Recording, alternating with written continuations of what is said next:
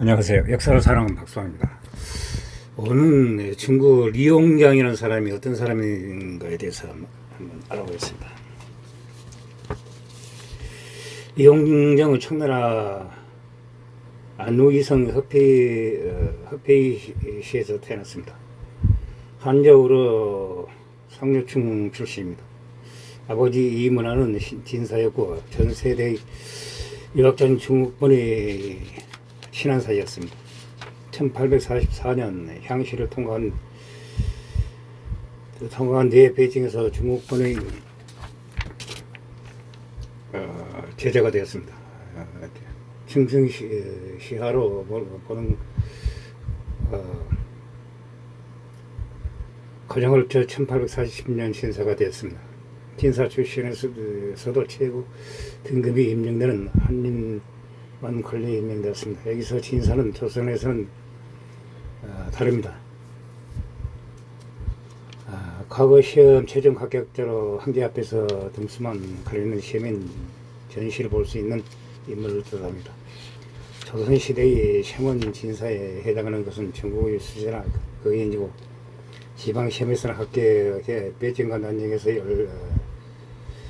열리는 과거 시험을 볼 수 있는 자격을 거인이라고 하였습니다. 거인이면 4대부 취급을 해주고 지방에서는 유기로 행사할 수 있었습니다.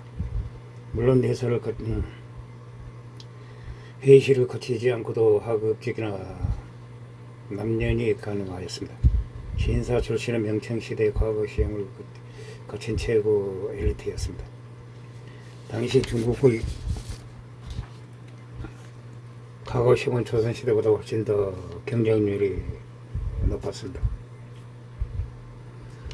청나라때는 인구도 대폭 늘어났으며 만주인 우대로 한인들은 관료로 들어갈 수 있는 문이 좁았습니다. 그야말로 발구멍을 뚫고 나온 것과 비슷하다 했습니다. 홍수전에 의해 한족의 중심이 된 태평정국의 대란이 일어났지만 그들이 핵심적인 주장을 들어한 집의 황신층은 이를 기득권에 대한 예우로 보고 태평천국이 난 지람에 적극적으로 가담하였습니다. 당시 청나라 정교군 팔계군과 노경은 이미 18세기 말 평민거등이 난 때 무력함이 입증되었습니다. 태평천국이 지나면은 황신층이 조직한 의병들이 주로 나섰습니다. 그렇다고 강권이 아예 놓은 것은 아니었습니다. 특히 몽골 팔계군은 높은 전투력으로 유일하게 실전에서 활약하기도 했습니다. 하지만 중과르부 정벌에서 막강했던 팔계군 50년도 안 뒤에 완전히 사그라들었습니다. 의병을 조직한 사람 중에 중국군도 있었습니다. 중국군의 의병은 상군, 해군이라고 합니다. 이용장 이들을 물려받으면서 태평천국을 지람하고 분별에 되어 청나라의 실권을 장악하였습니다. 중국군은 이용장을 광서상 의등장 강충원에 참가하였습니다. 이용장은 문관 출신이긴 했지만 태평천국 제남의 발군의 지람 역량을 보여주었습니다. 태평천국 이후 중원 일대를 휩쓸었던 반청운동으로 태평천국 특정한 이념은 없었고 마적과 별로 다를 바 없었던 영군 제람에서도 마찬가지였습니다. 1854년에 강충원이 사망하고 복제가 안회의 선무로 부임합니다. 이용장은 자신의 과영에서 모종 의용군인 해군을 거느리고 상하이 수비 등에서 공적을 올렸습니다. 전후 1등 백작의 자기를 수여받았습니다. 그러나 이때 수저우에서 협상 후 자진 항복한 태평군 병사들을 모두 죽이는 사건이 벌어졌습니다. 이 학살 이후 항복 협상을 받아낸 찰스 조지 고든 상승군 대장이 노하여 이용장을 죽여버리겠다고 날뛰었습니다. 처형 자체가 잔혹한 다투고 있지만 항복 협상 자체가 고든은 태평군 병사들이 생명과 신원을 보장해주는 대가로 무혈 항복을 받아줬다는데 처형이 벌어졌으니 고들의 명예를 크게 훼손한 셈이 되었습니다. 다만 태평은 포로 학살은 이용장만 벌인 게 아닙니다. 대다수의 청군 지휘관들도 하였으며 원인은 태평정부 점령제에서의 만주적 학살로 인해 눈이 뒤집힌 청나라 조정의 불관용 방침이 컸습니다.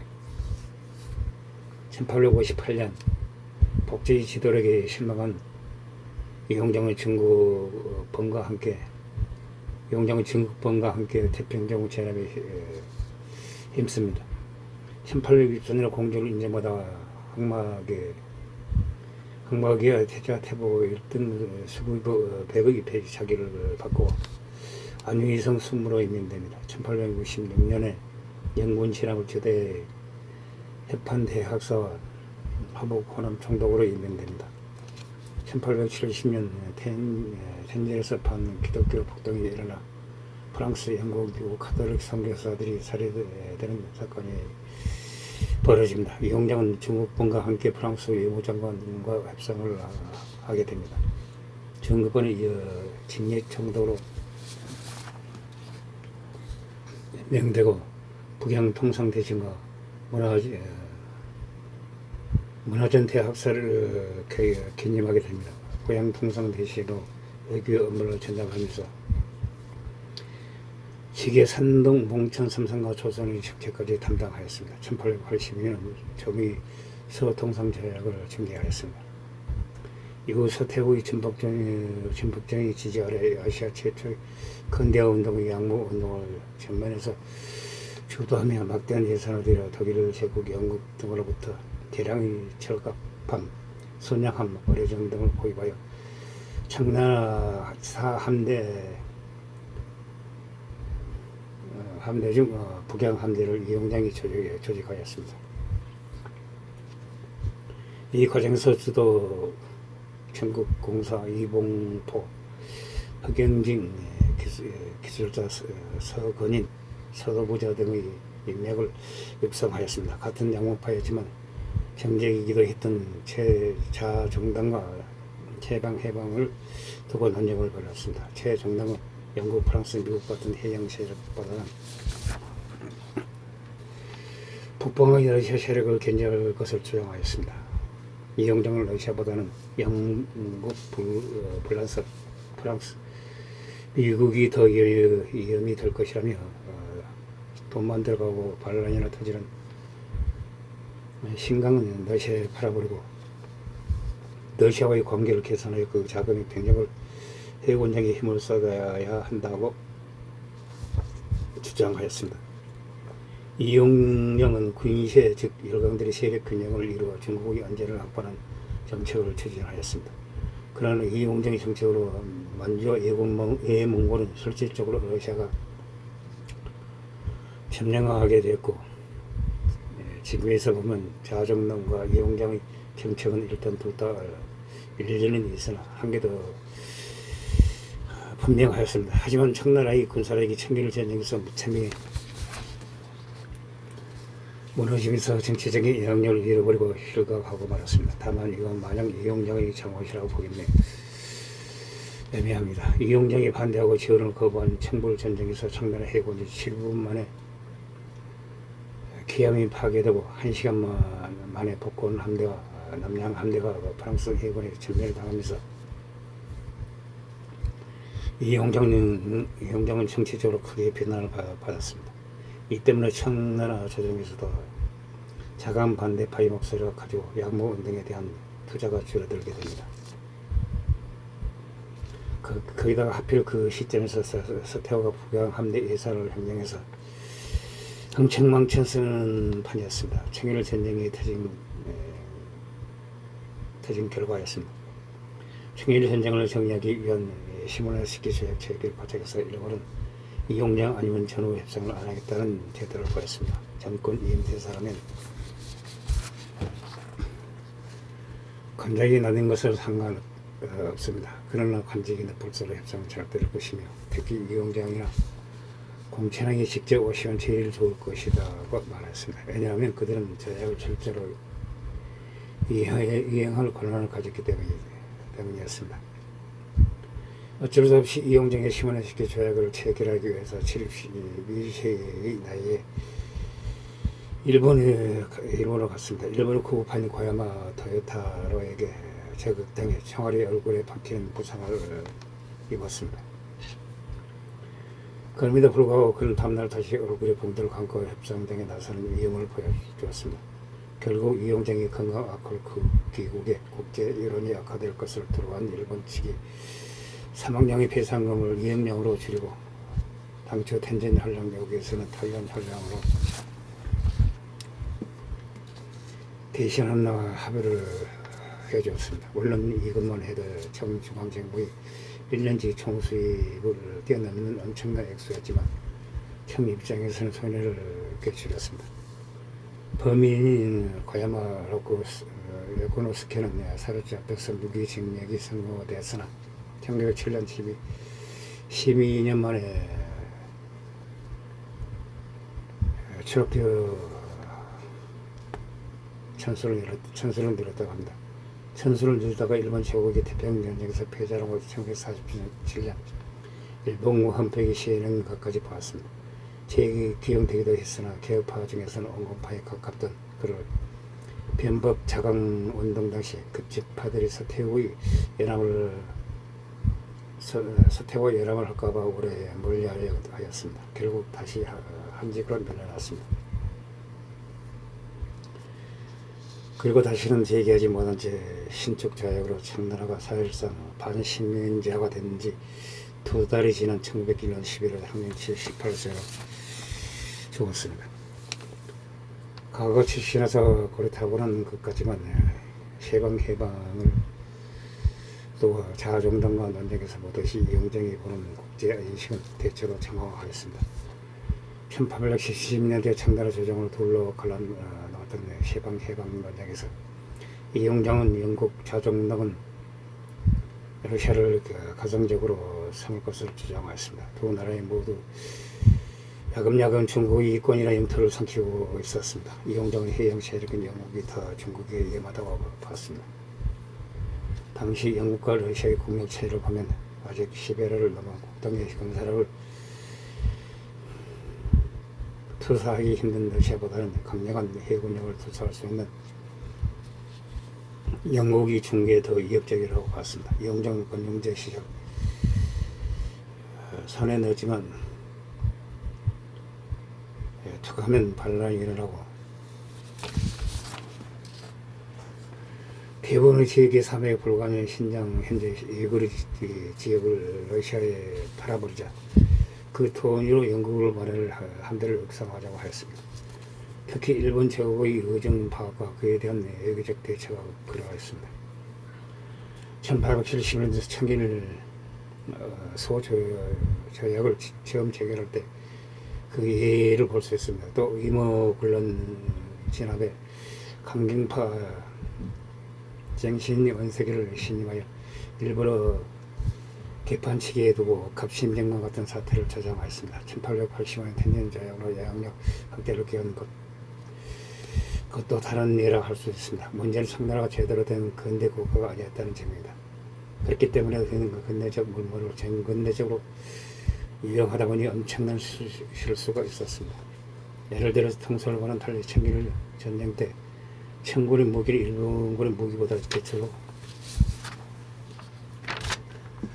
성능이 좋았습니다. 청군의 계획 체계나 조직을 맹렬화시기까지 거슬러 올라가는 정근대적인 것이었습니다. 결국 서양 교관들이 아무리 청군을 훈련시켜도 지휘관들이 무능했기에 정상적인 운영을 했다면 청나라가 충분히 이길 수 있는 전쟁으로 봤습니다. 그러나 일본군에게 참패하고 말았습니다. 청일 전쟁에서 제기불능의 치명적인 타격을 받아 일선에서 물러났지만 역으로 만약 이 전쟁에서 승리하였다면 청나라를 일으킬 세운 영웅으로 대접받았으라고 보고 있습니다. 이건 요즘 와서 하는 평가고 20세기 중반까지만 해도 중국에서 이용장에 대한 평가는 안좋았습니다. 좋게 봐도 나라 팔아먹는 무능한 정치인, 즉 심하게 말하면 한날의 간신 원조로 보는 케이스도 있었습니다. 하지만 다른 사정인지 혹은 양모원 등의 체제 변화를 배제한 경제 발전이란 현재 중국 공산당 정권 정책과 맞아 떨어진다고 생각하였습니다. 1980년대부터 이용장에 대한 중국의 평가는 계속 높아졌습니다. 한국으로 따지면 인지도 차이는 있지만 기본직과 여러모로 비슷한 점이 있습니다.